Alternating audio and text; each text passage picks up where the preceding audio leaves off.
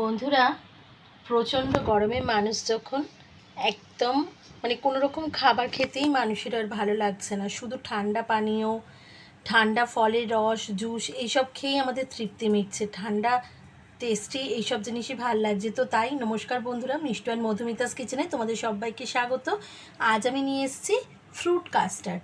ঘরেতেই কী করে custard powder বানিয়ে নেবে এবং তাতে ফ্রুট কাস্টার্ড বানাবে খুব সহজে, হাতের কাছে থাকা উপকরণ দিয়ে, সেটাই আমি করে দেখিয়েছি।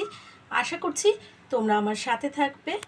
তো চলো শুরু করে দিই ফ্রুট কাস্টার্ড। আমি ফ্রুট কাস্টার্ডগুলো বাটিতে সার্ভ করে দিয়েছি।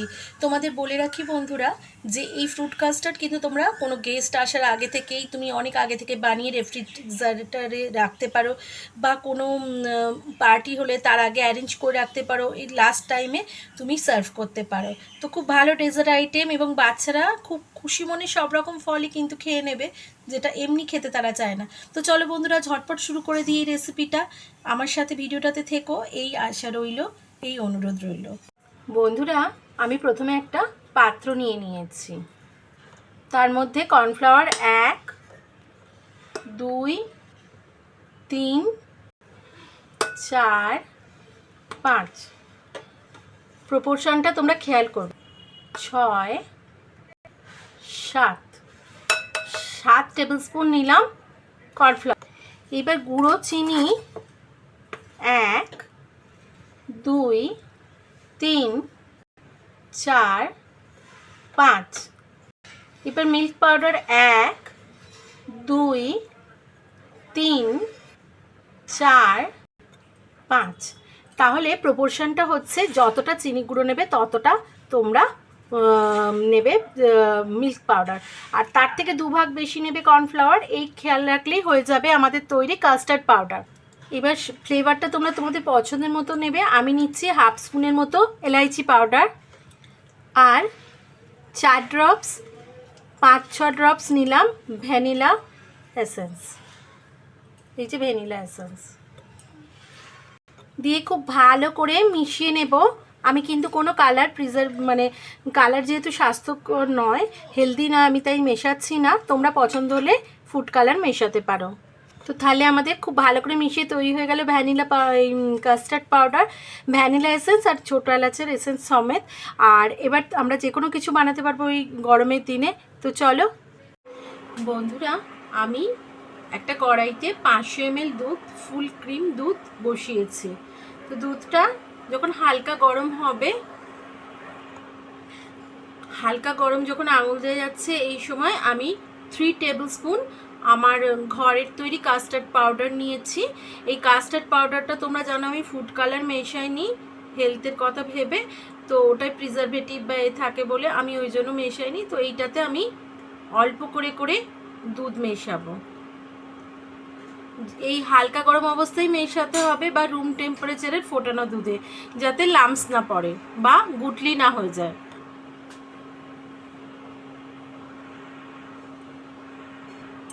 দেখো বন্ধুরা, আমি এটা ভালো করে গুলে নিয়েছি, কিন্তু আরও একটু 1 টেবিল স্পুন দুধ আমি এতে অ্যাড করে নেব, দিয়ে আরও ভালো করে মিশিয়ে নেব। তো আমি এটা গোলা হয়ে গেছে, পুরো সুন্দর করে স্মুথ গুলে নিয়েছি। এবার এটা আমি সাইডে রেখে দেব, দিয়ে দুধটা ফোটাবো। দুধটা ফুটে এলে উঠলে আমরা কমিয়ে দেব। এখন মিডিয়াম টু হাই টেম্পারেচারে আছে, কমিয়ে দিয়ে আমি 5 মিনিট মতো ফুটিয়ে নেব, কমিয়ে নেব দুধটাকে, মেরে নেব। ফিরে এলাম 7-8 মিনিট পর। এই সময় এই দুধটা প্রায় অনেকটাই ঘন হয়ে গেছে, তোমরা দেখতেই পাচ্ছ দুধটা অনেকটা ঘন হয়ে গেছে। ফুটে ওঠার পর করে নিয়েছি 7-8 মিনিট ফুটিয়ে নিয়েছি মিডিয়াম টু লো টেম্পারেচার। এরপর সুন্দর ফ্লেভার, সুন্দর গন্ধ আর কালারের জন্য আমি 1 চিমটি এই স্যাফরন আমি দিয়ে দিলাম, দিয়ে ফুটিয়ে নেব। আর এই সময় আমি একটু একটু করে এই যে কাস্টার্ড পাউডারটা গুলে রেখেছি এটাও দিয়ে দেব, কিন্তু অল্প অল্প করে, একবারে সবটা দেব না।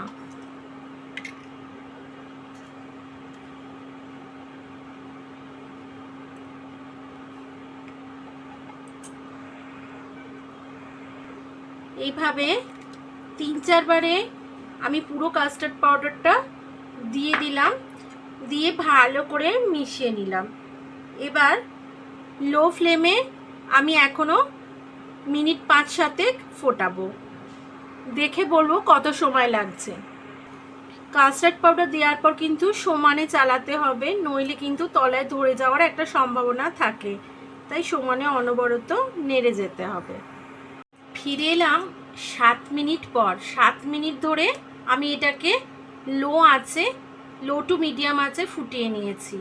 এবার দেখো এটা অনেক গাঢ় হয়ে গেছে, রাবড়ি টাইপের। কি করে বুঝবে আমি বলে দিচ্ছি। এই হাতার সাহায্যে করলে দেখো এই যে এই ধরনের জিনিসটা আসছে, বুঝবে এটা অনেকটাই গাঢ় হয়ে গেছে। এটা জুড়োলে আরও গাঢ় হয়ে যাবে। এই সময় তোমরা তোমাদের টেস্ট অনুযায়ী চিনি দেবে। আমি যেহেতু কাস্টার্ড পাউডার ব্যবহার করেছি, তাতে চিনির পরিমাণ কীরকম দিয়েছি তোমরা কাস্টার্ড পাউডার ব্যবহার করার সময় জানবে, দেখেছো তো। আমি 1 টেবিল স্পুন মতো চিনি গুঁড়ো, যদি গোটা চিনি থাকে তাহলে প্রথম দিকে দিতে হবে, মানে ফুটে ওঠার পরে। আর এখন আমি যেহেতু গুঁড়ো চিনি, তাই আমি এই সময় দিয়ে একদম মিশিয়ে এই মিশ্রণটাকে ঠান্ডা করে নেব। আমি একটা পাত্র নিয়ে নিয়েছি। এবার এটার মধ্যে আমি কাস্টার্ডটা ঢেলে দেব।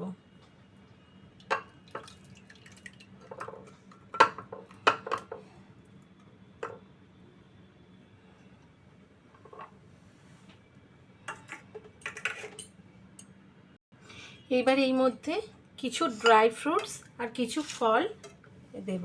আমি একটা আপেল কুচি করে নিয়েছি, দিয়ে দেব। আম কুচি করেছি, কলা কুচি করে নিয়েছি, আর বেদানা কুচি করেছি, এগুলো দিয়ে দেব। বন্ধুরা, আমি ফলের মধ্যে বেদানা কিছু রেখে দেবো, কারণ উপরে গার্নিশ করতে দেখতে ভালো লাগবে, তাই জন্য আমি বেদানা কিছুটা রেখে দিলাম। দিয়ে খুব ভালো করে মিক্স করে দেবো।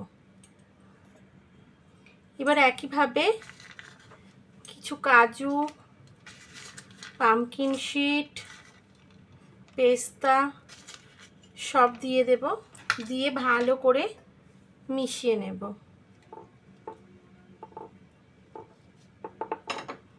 সব দিকে যাতে পড়ে, তো ওই জন্য ভালো করে মিশিয়ে নিলাম। এবার ওপর থেকে কিছু বেদানা ছড়িয়ে দেব।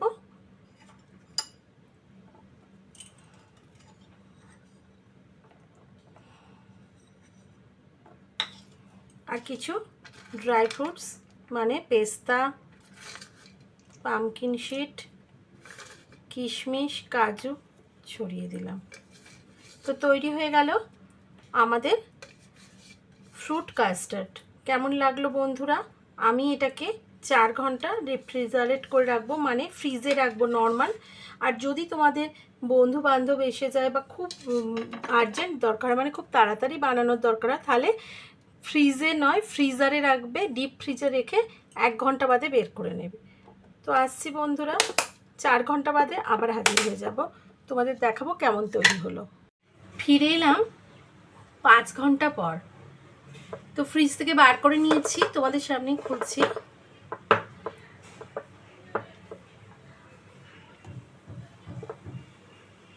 তো তৈরি হয়ে গেল আমাদের ফ্রুট কাস্টার্ড। দেখো বন্ধুরা কেমন লাগছে।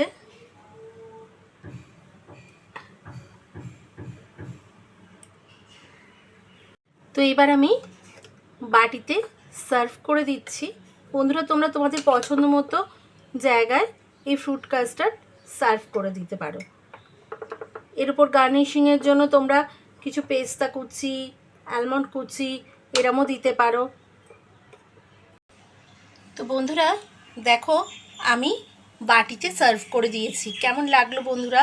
এই গরমের দিনে এরকম ফ্রুট কাস্টার্ড বানিয়ে খেলে তোমার মানে বাড়িতে যদি বাচ্চারা থাকে, তাদের যেমন হেলদি একটা ফুড, পেট ভরবে, প্লাস সমস্ত ফলের ভিটামিনস যাবে। এরা কিন্তু কোনো বায়নাকা ছাড়াই সমস্ত রকম ফ্রুটস খেয়ে নেবে, এবং বড়রাও অনেকে খাওয়ার ক্ষেত্রে এ করে, সেক্ষেত্রেও তোমরা দিতে পারো, এবং নিজেদের ক্ষেত্রেও আমাদের ক্ষেত্রেও সব রকম ফল খাওয়া হবে। তো চলো বন্ধুরা, এখন চলে যাচ্ছি, আবার হাজির হয়ে যাব নতুন কোনো রেসিপি নিয়ে। ততক্ষণের জন্য তোমরা ভীষণ ভালো থেকো, সুস্থ থেকো, টাটা।